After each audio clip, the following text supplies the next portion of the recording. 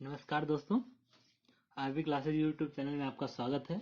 आज हम NCERT 7th के सवालों को देखेंगे। पहला क्वेश्चन दिया है कि किसी विशिष्ट दिन विभिन्न स्थानों के तापमानों को डिग्री सेल्सियस में निम्नलिखित संख्या रेखा द्वारा दर्शाया गया है। संख्या रेखा ये रही -10, 5, 0, 5, 10, 15, 20, 25 के लाइन पे जो संख्या रेखा है इस पे दिखाया गया है। इसमें बेंगलोर, ऊटी, शिमला, श्रीनगर, लाहौल स्पीति दिखाए गए हैं। 5 स्थानों के नाम हैं। ठीक है, अब इसमें क्या है, part A B C D 4 part में क्वेश्चन पूछे गए हैं इस संख्या रेखा से संबंधित। पहला पार्ट क्या है, ए में है इस संख्या रेखा को देखिए और इस पर अंकित स्थानों के तापमान लिखिए। आपको ये देखना है कि इस संख्या रेखा पे जो तापमान अंकित किए गए हैं स्थानों के, उन कितना मान आ रहा है, क्योंकि नंबर संख्या रेखा पे दिया गया है, एग्जैक्ट साफ साफ लिखा तो है नहीं, संख्या रेखा पे दर्शाया गया है। इसे हमें रीड करना है कि इस संख्या रेखा पर जैसे ऊटी का तापमान कितना है, बेंगलोर का तापमान कितना है, शिमला का कितना है, श्रीनगर कितना है, लाहौल स्पीति का कितना है, हमें ये देखना है। ठीक है दोस्तों, तो ये देखेंगे। बी पार्ट है उपयुक्त स्थानों में से सबसे गर्म और सबसे ठंडे स्थानों के तापमानों में अंतर क्या है। इसका सी पार्ट है लाहौल स्पीति एवं श्रीनगर के तापमानों में क्या अंतर है। डी पार्ट है क्या हम कह सकते हैं कि शिमला और श्रीनगर के तापमानों का योग शिमला के तापमान से कम है, यानी शिमला और श्रीनगर का तापमान का जो योग होगा वो शिमला के तापमान से कम है क्या, ये सवाल पूछ रहे हैं। दूसरा है इसी पार्ट में दूसरा पूछ रहे हैं कि क्या इन दोनों स्थानों के तापमानों का योग, यानी शिमला और श्रीनगर के तापमानों का योग श्रीनगर के तापमान से भी कम है। ये है पार्ट। तो आइए हम देखते हैं पार्ट ए। ठीक है दोस्तों, पार्ट ए के लिए हम पहले देखते हैं। अब ए पार्ट में पहले पूछ रहा है कि ए पार्ट को देखते हैं। तो क्या है कि संख्या रेखा को देखिए और इस पर अंकित स्थानों के तापमान लिखिए। मतलब संख्या रेखा पर जो अंकित तापमान है उन्हें हमें लिखना है। तो हम क्या करते हैं, जैसे संख्या रेखा पे तापमान कौन से हैं, लाहौल स्पीति क्या है -8, देखो यहाँ 0 है, ये 0 हो गया, ये 5, 10, 15, 20, 25, -10, -5। देखो सबसे बड़ी बात है संख्या रेखा देखनी समझने में बात है। 0 के दाईं तरफ पॉजिटिव, बाईं तरफ निगेटिव, इधर ऋण में आएगा। अब क्या है कि देखो जैसे यहाँ पे क्या है 5 माना गया है, 1, 2, 3, 4, 5 ये संख्या थोड़ी बड़ी दी गई है। देखो ये देखिए आप पता चल जाएगा।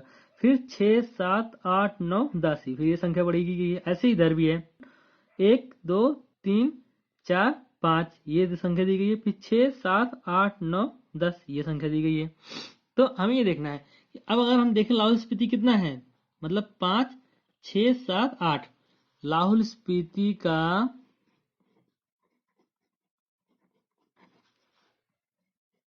तापमान कितना है,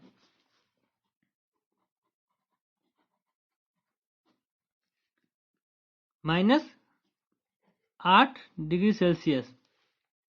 ठीक है, ऐसे ही श्रीनगर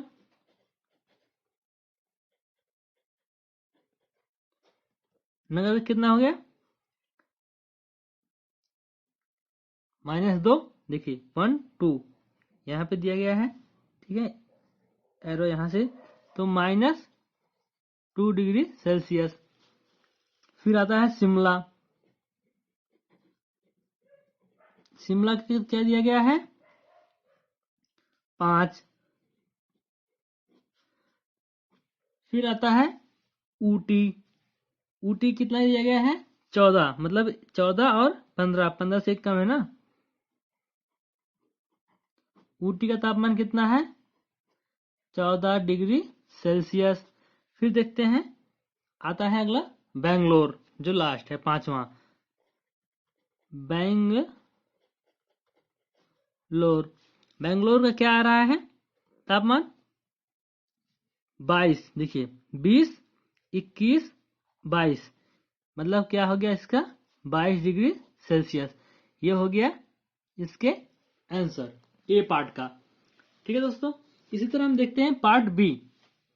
पार्ट बी में क्या दिया गया है? पार्ट बी में दिया है, पूछ रहा है कि उपयुक्त स्थानों में से सबसे गर्म और सबसे ठंडे स्थानों के तापमान में क्या अंतर है। तो हमें सबसे पहले ये देखना पड़ेगा कि सबसे गर्म और सबसे ठंडा स्थान कौन सा है। पहले तो हमें ये फाइंड करना पड़ेगा, ठीक है। उसके बाद हमें ये देखना पड़ेगा कि इनके दोनों का अंतर क्या है, फिर हम इसका डिफरेंस निकालेंगे। तो सबसे गर्म स्थान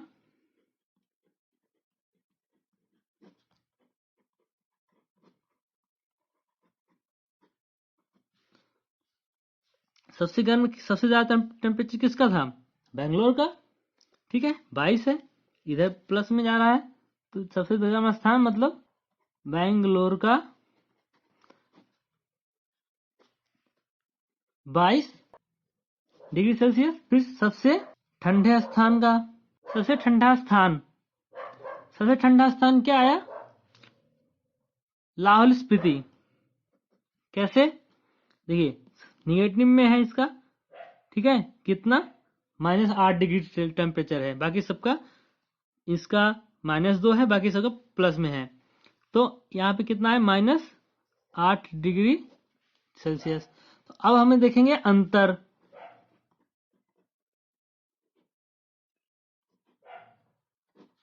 अंतर क्या होगा? 22 डिग्री सेल्सियस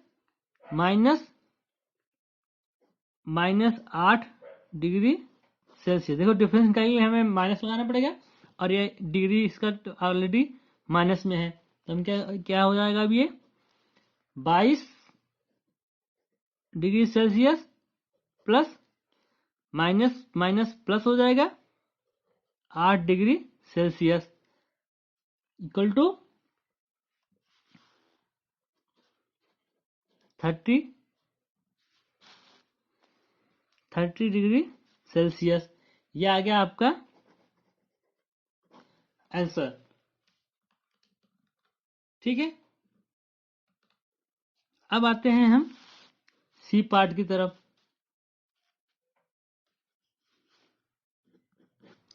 सी पार्ट में दिया है कि लाहौल स्पीति एवं श्रीनगर के तापमानों में क्या अंतर है।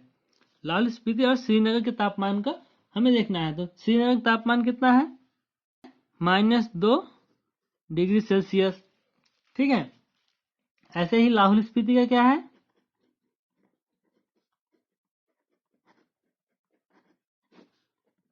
का तापमान, लाहौल स्पीति तापमान कितना है? -8 डिग्री सेल्सियस, ठीक है। अब डिफरेंस अंतर क्या होगा इनका?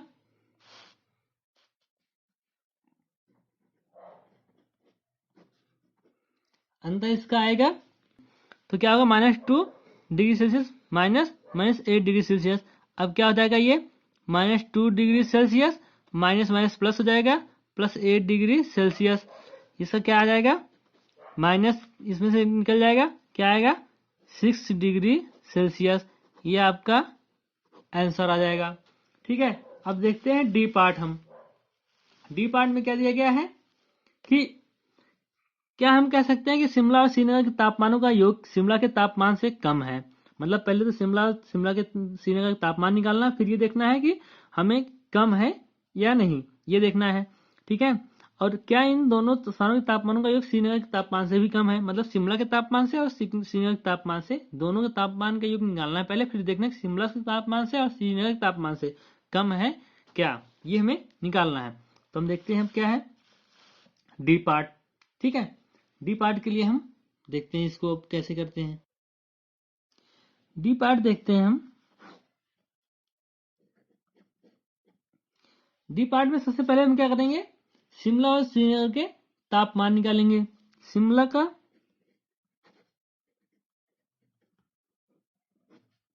प्लस श्रीनगर क्या हो जाएगा? शिमला शिमला का तापमान कितना है? 5 डिग्री सेल्सियस, ठीक है। प्लस श्रीनगर तापमान कितना है -2। ठीक है, ये हो गया। इसका योग कितना आ गया -5 -2 हो जाएगा ये। ठीक है, ये प्लस और माइनस -2 हो जाएगा, मतलब 5 degree Celsius -2 degree Celsius equal to 3 degree Celsius, ये आ गया। अब ये देखना है कि शिमला टेम्परेचर ऑफ शिमला, मतलब हमें ये देखना था ना क्वेश्चन में कि क्या दोनों के तापमान का शिमला के तापमान से कम है। तो शिमला का तापमान कितना निकला अभी हम देखा था, वहां पे लाइन संख्या रेखा पे 5 है।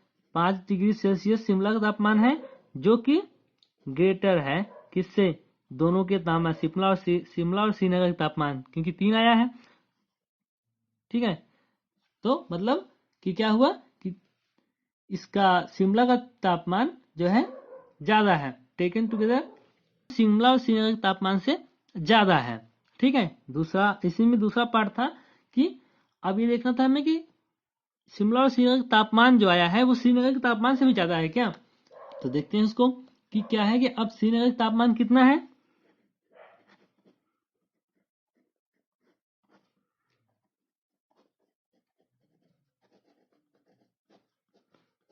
-2, जबकि शिमला और श्रीनगर का तापमान कितना आया है 3, मतलब 3 शिमला और श्रीनगर का तापमान जो है वो ज्यादा है किससे, श्रीनगर के तापमान से। श्रीनगर का तापमान कितना है -2 डिग्री सेल्सियस। तो ये हुआ मतलब कि शिमला का तापमान ज्यादा है। यहाँ पे पूछ रहे थे ना डी पार्ट में कि क्या इन दोनों स्थानों के तापमान, डी पार्ट में क्या इन दोनों के स्थान तापमानों का योग श्रीनगर के तापमान से भी कम है। तो श्रीनगर के तापमान से ज्यादा है इन दोनों का योग। ये हुआ क्वेश्चन नंबर 1। अब देखते हैं हम क्वेश्चन नंबर 2 की तरफ। अब देखते हैं क्वेश्चन नंबर 2 का। तो क्वेश्चन नंबर 2 में दिया किसी प्रश्नोत्तरी मतलब क्विज में सही उत्तर के लिए धनात्मक अंक दिए जाते हैं, पॉजिटिव मार्क्स, और गलत के लिए निगेटिव मार्क्स दिए जा रहे हैं। यदि 5 राउंड में जैक द्वारा प्राप्त किए गए अंक 25 -5 -10 15 और 10 थे, तो बताइए अंत में उसके अंकों का कुल योग कितना था। हम क्या करेंगे, पहले समझते हैं क्वेश्चन कि एक जैक ने क्या किया कि क्विज अटेम्प्ट किया, उसमें उसने 5 राउंड किए।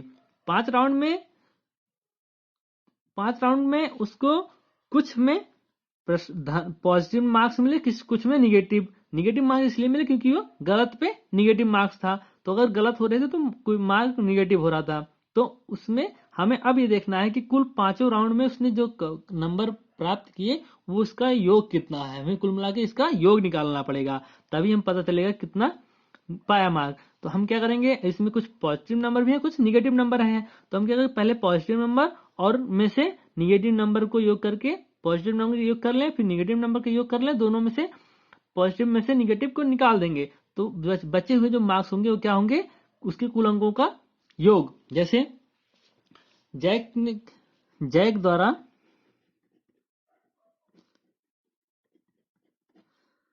प्राप्त किए गए अंक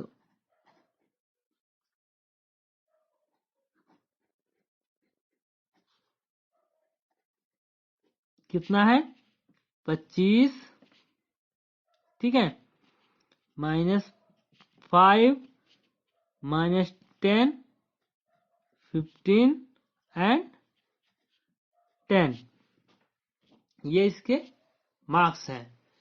अब हम क्या करेंगे, ठीक है, 25 25 प्लस टोटल मार्क्स है, ये टोटल मार्क्स जो पाया है वो है ये टोटल मार्क्स। ठीक है, टोटल अंक निकालने के लिए क्या करेंगे हम, 25 प्लस -5 प्लस -10 प्लस 15 प्लस 10, ये ब्रैकेट यहां रखने की जरूरत नहीं थी वैसे। ठीक है, ये प्लस की अगर नेगेटिव में था, इसलिए यहाँ पे 2 सिंबल हो रहे थे, इसलिए हमने किया था। अब यहाँ पे क्या होगा, 25 माइनस हो जाएगा, ये minus, plus minus minus, plus minus minus, 10 5 15, 10 और 5 कितना हो गया, 15 माइनस 15, और ये होगा 15 प्लस 10 प्लस 25, क्या आएगा, 25 माइनस 15 प्लस 25, 25 माइनस 15 कितना हुआ बच्चा, 10, 10 प्लस 25 कितना हुआ, 35। तो टोटल जैक द्वारा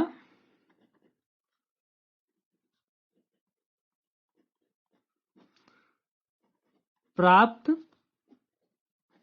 किए गए कुल अंकों की संख्या मानते हैं अगर हम, तो क्या आएगा, 35। ये हो गया इसका आंसर। ठीक है, अब हम देखते हैं तीसरा क्वेश्चन।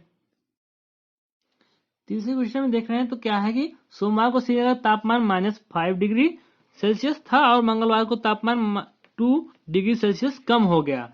ठीक है, मंगलवार को श्रीनगर तापमान क्या था, बुधवार को तापमान 4 डिग्री सेल्सियस बढ़ गया, बुधवार को तापमान कितना था। तो हमें ये भी 2 चीज देखना है। तो पहले तो सोमवार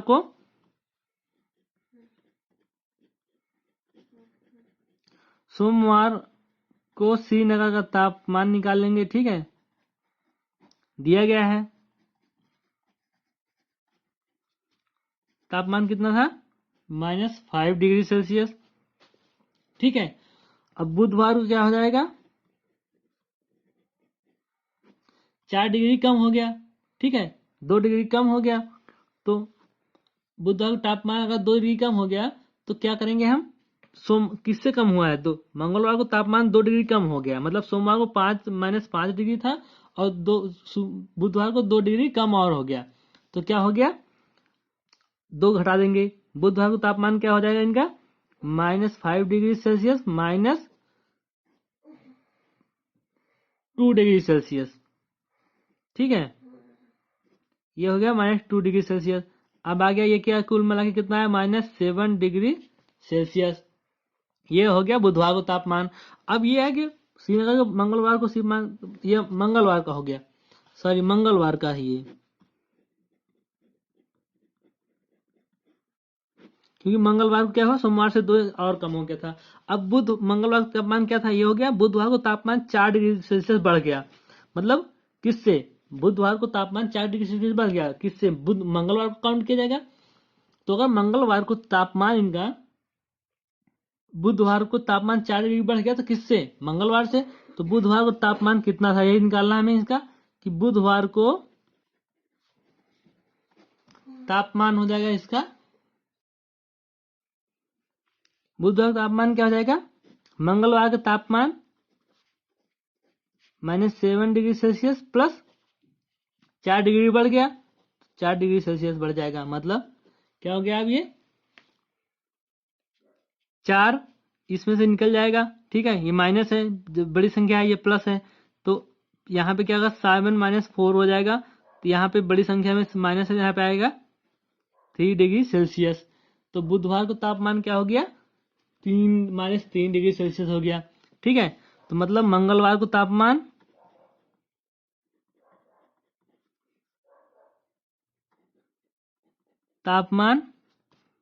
इक्वल टू कितना आया, -7 डिग्री सेल्सियस, और बुधवार को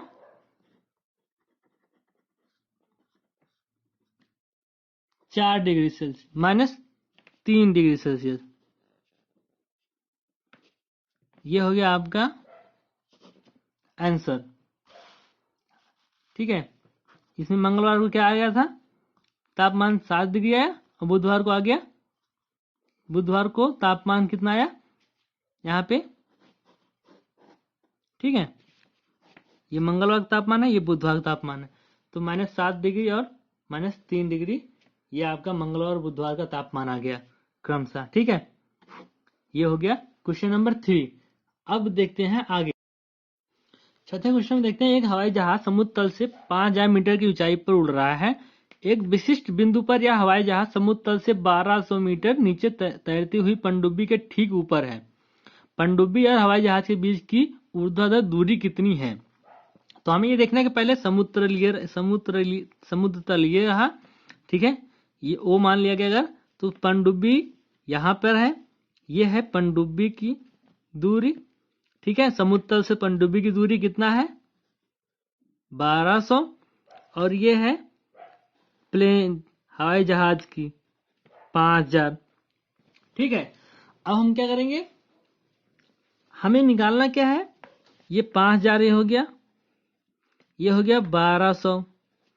हमें निकालना क्या है, इन दोनों के बीच की दूरी, मतलब ये। तो हम इसके लिए क्या करेंगे, पहले तो ये समुद्र तल से हवाई जहाज की दूरी निकाल लेंगे, ऊंचाई, और उसके बाद दिया ही है, उसके बाद क्या, समुद्र तल से पनडुब्बी की दूरी जो गहराई है, वो दोनों को जोड़ लेंगे तो क्या हमें निकल जाएगा, हवाई जहाज से पनडुब्बी की आपस की दूरी। तो हवाई जहाज की समुद्र तल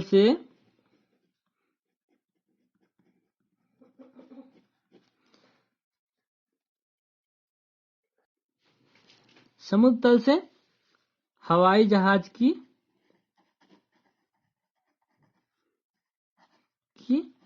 ऊंचाई कितना आया, 5000 दिया है। और वैसे ही समुद्र तल से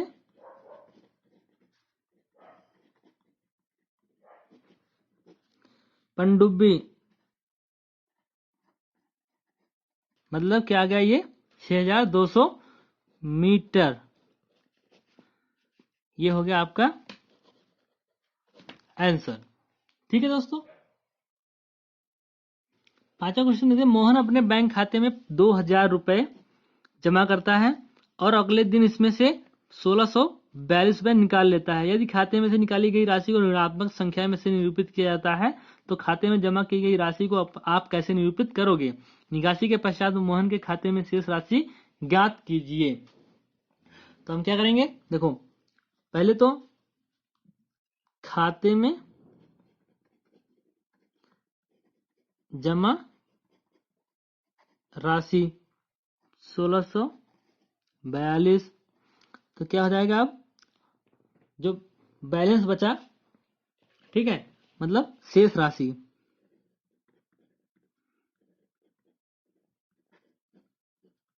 कितना बचेगा, 2000 माइनस 1642, मतलब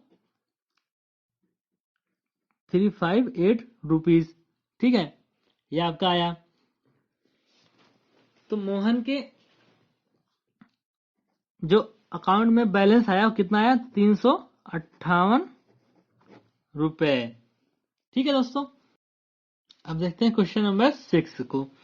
6 में क्या है कि रीता बिंदु ए से पूर्व की ओर, ठीक है, बिंदु बी तक 20 किलोमीटर की दूरी तय करती है, मतलब ये कितना हुआ, 20, ठीक है। उसी सड़क के अनुदेश बिंदु बी से वह 30 किलोमीटर की दूरी पश्चिम की ओर तय करती है, मतलब यहां से पश्चिम की तरफ आती है 30 किलोमीटर। यदि पूर्व की ओर तय की गई दूरी को धनात्मक पूर्णांक से निरूपित किया जाता है, मतलब ये प्लस में किया जा रहा है, ठीक है, तो पश्चिम की दूरी तय कर आप कैसे निरूपित करोगे, दूरी को आप कैसे निरूपित करोगे, बिंदु ए से उसकी अंतिम स्थिति को किस पूर्णांक से निरूपित करोगे, मतलब यहां से जो दूरी इधर आएगी उसको किस पूर्णांक से निरूपित करोगे, और यहां से यहां पे देखना था हमें कि यदि पूर्व की ओर तय की गई दूरी को धनात्मक कर रहे हैं तो बाईं ओर क्या, पश्चिम की ओर क्या करेंगे, हमेशा ऋणात्मक होगा, सीधी सी बात है। लाइन रेखा, हमने पहले क्वेश्चन में बताया था कि लाइन रेखा अगर दाएं तरफ प्लस बाएं तरफ माइनस, तो अब ये बी से चला है 30 किलोमीटर दूरी, रीता ने 30 किलोमीटर चला है, तो यहां पे मान लिया, ठीक है। ये अब क्या हुआ, ए से 20 वापस आ गई, फिर 10 इधर गए, 30 तभी चला, 30 किलोमीटर, 30 किलोमीटर। तो 30 किलोमीटर में से 20 तो गए ही थे, फिर वापस ए पे 20 आए तो ए पे ही आ गए, ए से 10 चले इधर माइनस की तरफ। तो हम क्या करते हैं, अब ये देखते हैं हम, ये तो हुआ नंबर लाइन संख्या के हिसाब से। अब देखते हैं हम इसको कि कैसे वृद्धि करेंगे। तो ए से बी की दूरी, ए से बी की दूरी कितना है, ए से दूरी कितना है, 20 किलोमीटर ना। और बी से सी की, बी से सी कितना है, 30। तो अब ए से सी मतलब हम यहां मान ले रहे हैं जहां पे ये 30 किलोमीटर चलने के बाद, बी से 30 किलोमीटर चलने के बाद सी पे आए। तो अब ए से सी की दूरी, ए से सी की दूरी मतलब ये, ठीक है। अब ए से सी की दूरी क्या होगी, 20 किलोमीटर गए थे, माइनस 30 वापस आए हैं, ठीक है, मतलब माइनस 10 किलोमीटर। ये क्या हुआ, माइनस 10 किलोमीटर, ठीक है। ये हुआ आपका आंसर, ठीक है दोस्तों। अब देखते हैं क्वेश्चन नंबर 7 को। 7 में दिया है कि किसी मायावी वर्ग में प्रत्येक पंक्ति, स्तंभ और विकर्ण की संख्याओं का योग समान होता है। बताइए निम्नलिखित में से कौन सा वर्ग एक मायावी वर्ग है। हमें 2 वर्ग दिए गए हैं, 1 और 2, ठीक है।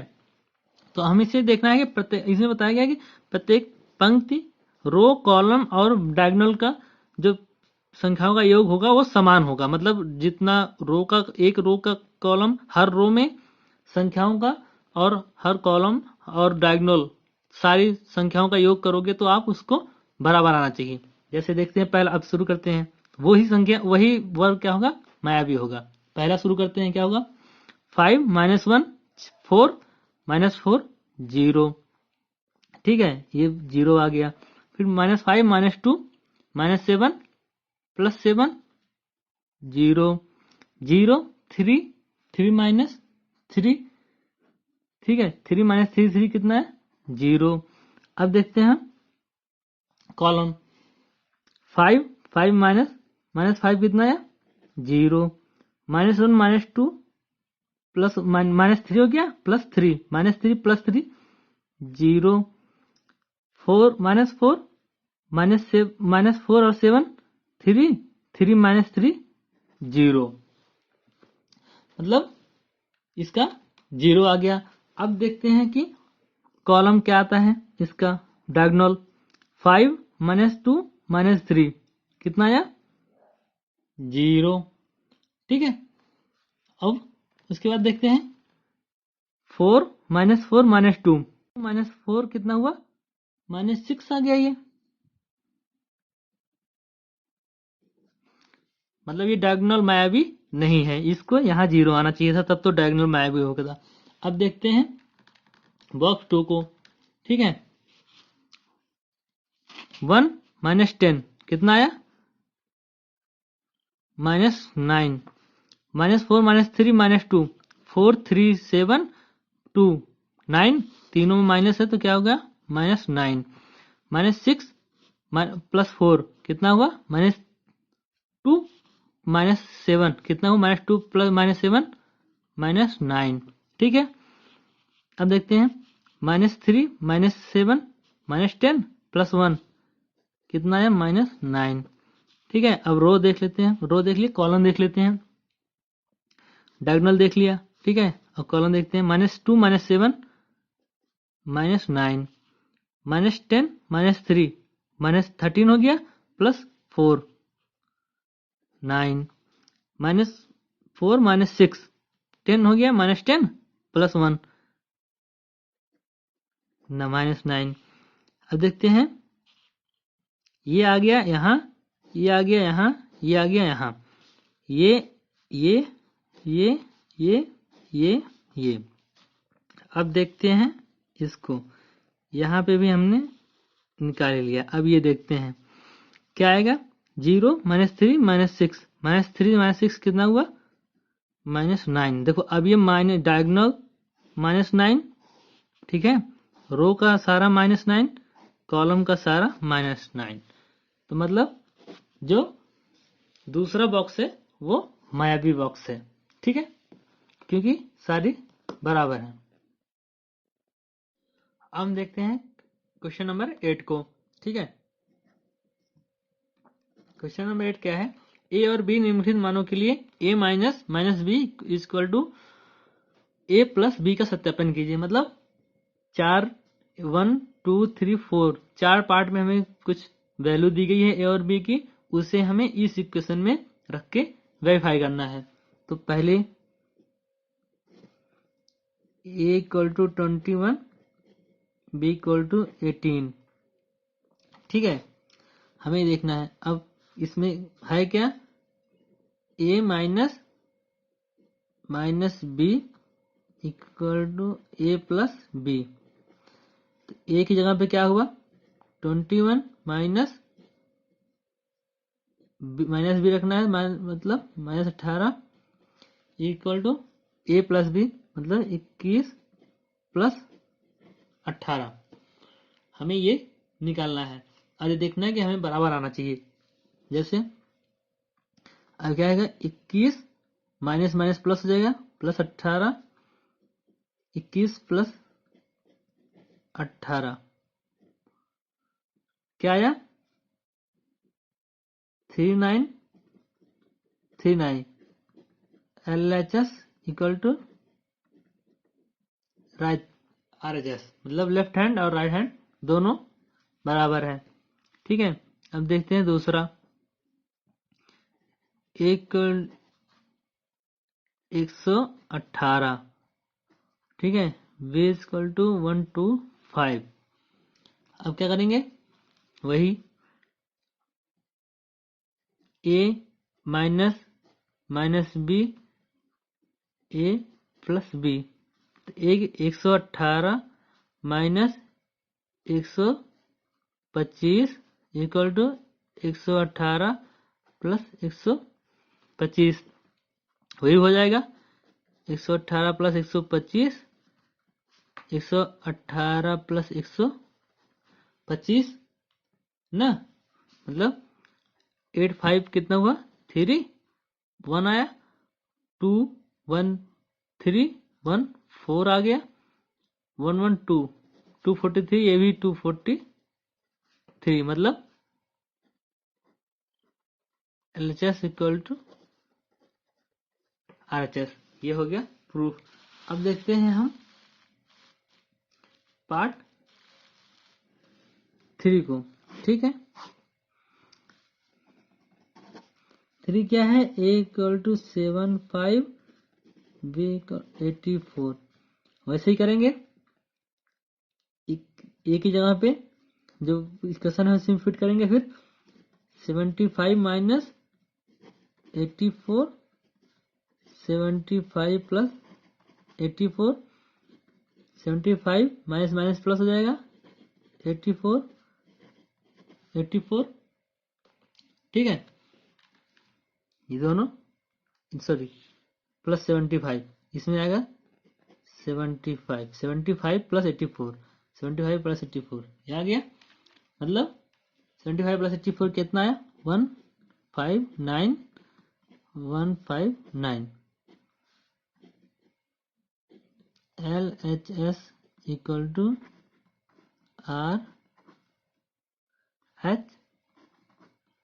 RHS, ठीक है। हम देखते हैं चौथे में भी ऐसा ही है, a equal to 28 v equal to 11। तो क्या हो जाएगा, 28 minus 11 28 plus 11, 28 minus minus plus हो जाएगा 11 इक्वल टू 28 प्लस 11, मतलब कितना आ गया ये 39 equal to 39, LHS equal to RHS। ये हो गया आपका क्वेश्चन नंबर 8। अब देखते हैं क्वेश्चन नंबर 9।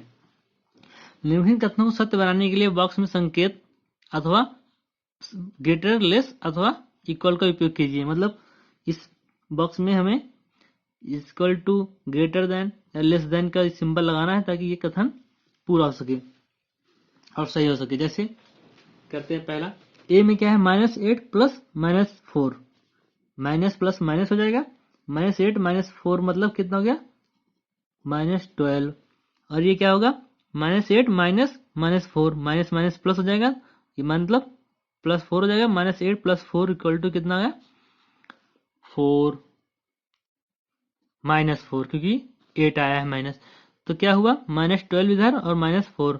तो हमें इस कथन को सत्य करने के लिए क्या करना पड़ेगा, -4 इज ग्रेटर देन -12। ऐसे फिर इसमें -3 + 7 -19, ये प्लस हो माना जाएगा, +19 प्लस माइनस माइनस नहीं देगा, मतलब 19 - 3 कितना हो गया 22 + 7। ठीक है,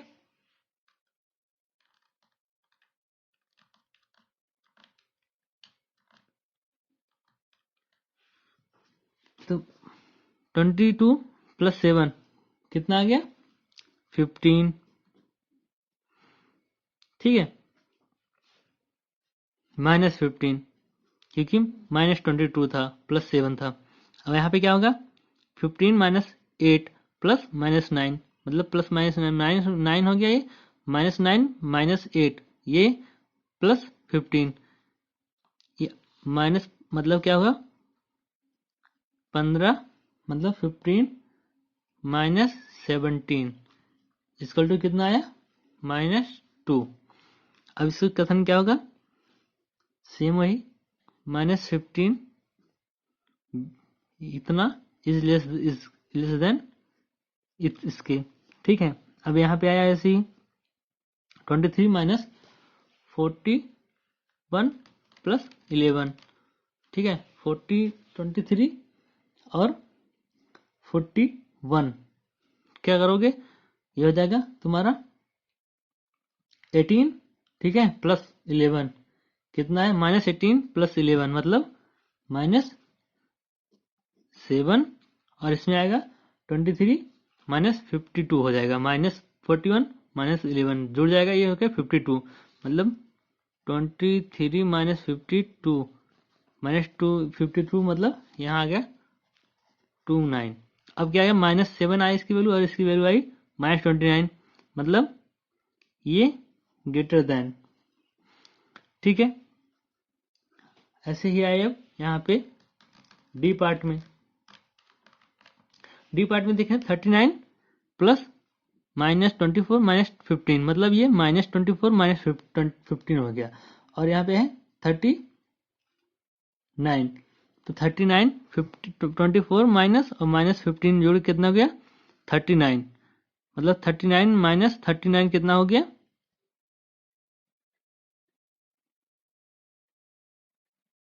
0, +39 है ही है, इन दोनों को जोड़ा तो -39 आ गया।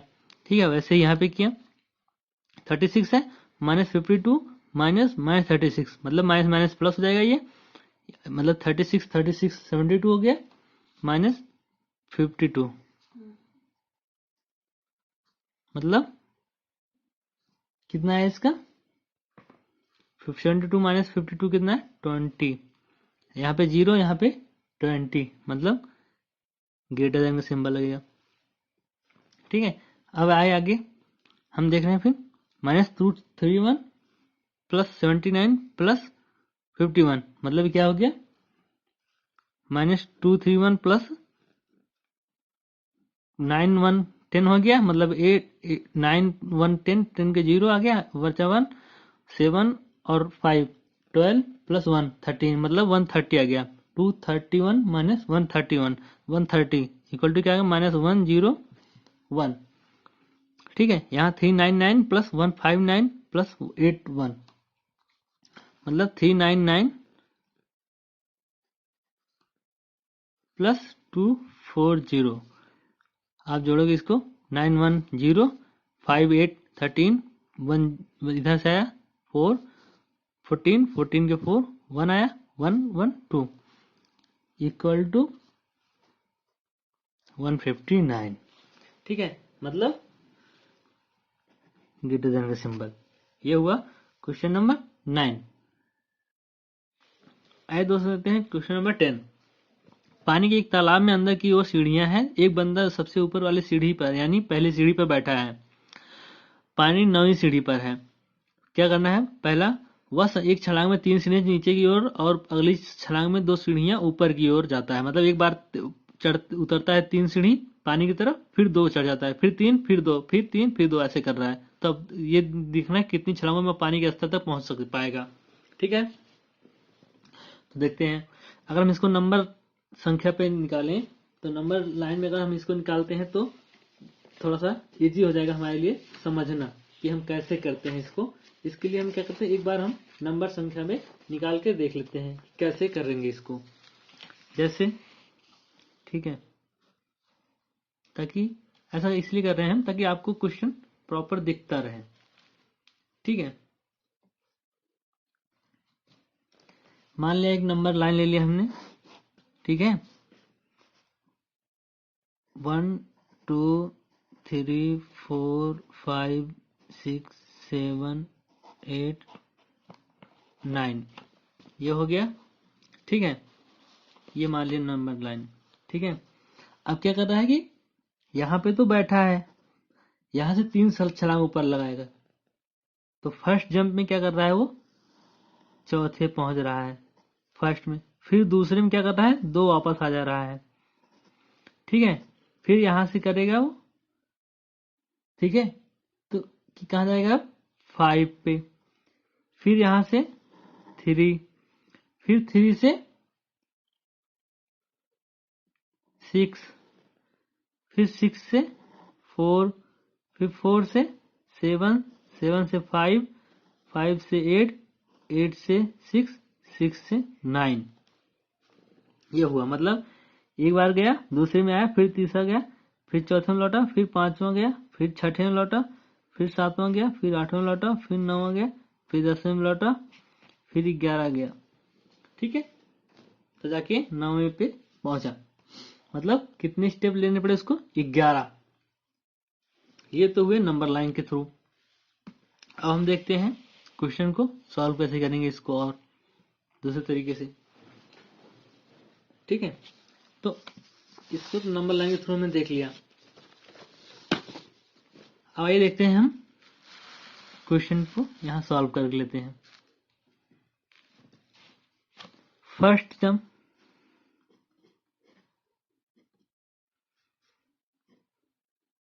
मतलब छलांग, क्या होगा 1 + 3। दूसरे में क्या होगा, दूसरी छलांग में क्या होगा, माइनस हो जाएगा। क्यों, 3 + 1 कितना हो, ये 1 कितना 4। अब क्या होगा, 4 तो गया लेकिन 2 वापस आ गया, मतलब 2 आ गया। ठीक है, फिर देखेंगे हम कि फिर 3 गया। ठीक है, फिर 3 गया तीसरे में, तो 2 + 3 क्या आ गया 5। लेकिन फोर्थ में क्या किया, फिर वापस आ गया 2, तो 5 - 2 कितना आया 3। फिर 3 में क्या किया, 5 स्टेप में क्या किया, फिर 3 गया, 6 आया। ठीक है, लेकिन 6 में क्या किया, फिर वापस आ गया 2, मतलब 4 आया। फिर 7th में क्या किया, फिर 7th में 3 नीचे गया, मतलब 3 पानी की तरफ गया, तो 4 +3 7 आ गया। ठीक है, फिर 8th में क्या किया, 7, फिर वापस 2 आ गया वापस, क्योंकि 3 गया था, फिर 2 वापस आ गया, 5 आ गया। फिर 9th में क्या किया, ठीक है, 3, फिर वापस चला, कितना है 8। फिर लेकिन 10th में फिर क्या किया, फिर 2 वापस आ गया, मतलब 8 गया था, फिर वापस 2 आ गया तो 6। फिर 11th में क्या किया, 3 गया, मतलब 9th। ये 9th सीढ़ियां चढ़ गया, अब 9वीं सीढ़ी पे आ गया, तो अब वापस नहीं आना क्योंकि पानी तक पहुंच गया वो। तो मतलब क्या हुआ, 11th स्टेप। ठीक है, तो कब पहुंचेगा वो, 11वें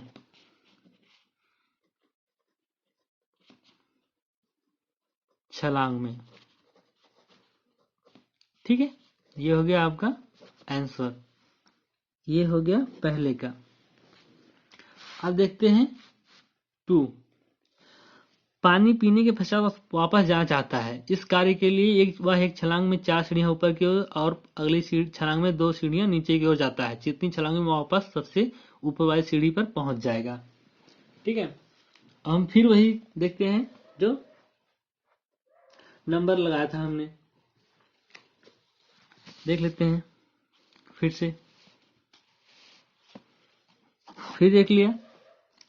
ठीक है, फिर वही 1 2 3 4 5 6 7 8 9। ठीक है, अब क्या करेगा, 9 से 4 छलांग लगाएगा, मतलब 5वें पे आएगा, पहले पे। फिर वापस गया 2, फिर 4 लगाया। ठीक है, तीसरे जंप में फिर वापस गया 2। ठीक है, मतलब चौथे जंप में। फिर वहां से आया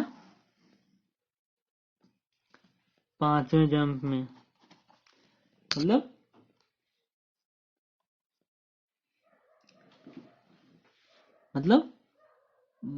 बंदर को वापस आने में कितना लगेगा, 5 जंप लगाने पड़ेंगे। 4, फिर 2 वापस, फिर 4 चढ़ेगा, फिर वो वापस, तो 5वें जंप में आएगा, मतलब। ठीक है, छलांग में। ये हो गया आपका आंसर। अब देखते हैं पार्ट सी का। अब देखते हैं 3 वाला। 3 मतलब सी मतलब 3 हो गया। 3 में क्या बोला कि यदि नीचे की ओर पार की गई सीढ़ियों की संख्या को ऋणात्मक पूर्णांक से निरूपित किया जाता है और ऊपर की ओर पार की गई सीढ़ियों को संख्या को धनात्मक पूर्णांक से निरूपित किया जाता है, तो निम्नलिखित संख्या को धनात्मक पूर्णांक से निरूपित किया जाता है। तो निम्नलिखित संख्या को पूरा करते हुए भाग 1 और 2 में उसकी गति को निरूपित कीजिए।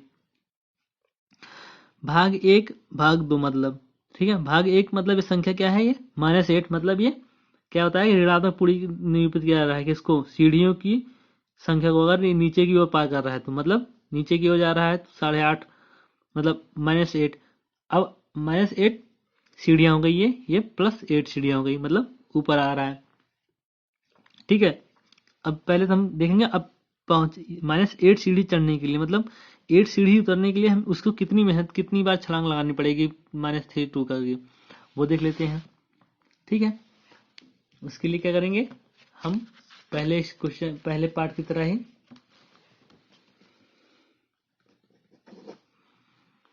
क्या करेगा, -3 उतरा, फिर 2 चढ़ गया, 1 ही उतरा, मतलब -3 to 1। ठीक है, फिर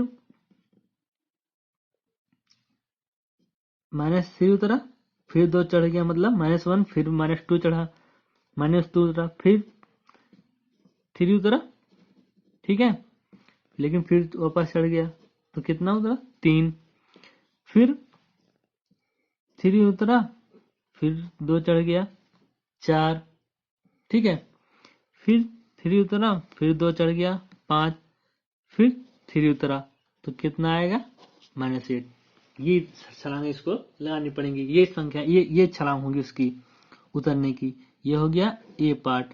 अब बी पार्ट देखते हैं इसका।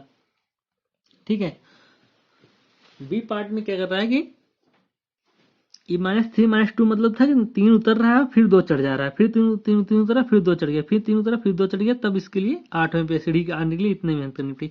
अब बी पार्ट में देख रहे हैं कि 4 चढ़ रहा है फिर 2 उतर जा रहा है, तो उसके लिए उसको 8वीं सीढ़ी तक चढ़ने के लिए कितनी बार करना पड़ेगा।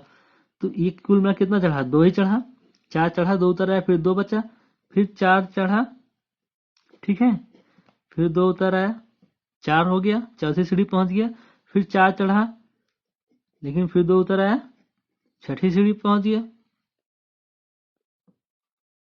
सॉरी 4 चढ़ा 2 उतरा तो दूसरी सीढ़ी, फिर 4 चढ़ गया तो छठी सीढ़ी पहुंचा, लेकिन 2 वापस आ गया, चौथी सीढ़ी पे आ गया, फिर 4 चढ़ा तो 8वीं सीढ़ी पहुंच गया ये।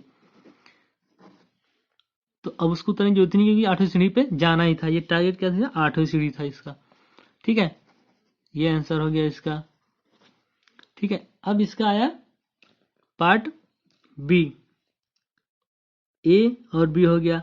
अब इसमें क्या था कि ए में योग में आश्रय को निरूपित करता है, तो बी में योग किसको निरूपित करेगा, मतलब ये पूछा है कि ए में योग -8 जो आ रहा था ये सीढ़ियां नीचे जाने की निरूपित करता है। अगर सीढ़ियां ऐसी हैं ये उतरने के लिए निगेटिव है, तो पॉजिटिव चढ़ने के लिए क्या करेंगे, पॉजिटिव हुआ ना भाई, कि ये चढ़ रहा है तो प्लस में, ये प्लस हुआ मतलब ये संख्या चढ़ने के लिए हो गई इसकी, ये छलांग ऊपर लगाने का मतलब हो गया कि ये संख्या जो 8 होगी, बी में जो संख्या 8 है ना वो ऊपर की तरफ चढ़ने वाली सीढ़ियों की संख्या को निरूपित करता है, ठीक है। तो उम्मीद है आप लोगों को ये चैप्टर 1.1 सेक्शन एक्सरसाइज समझ में आया होगा बढ़िया से, और अगर आपको अच्छा लगा हो और समझ में आया हो, पसंद आया हो, तो वीडियो लाइक शेयर जरूर करें और दोस्तों के साथ भी शेयर करें, और हमारा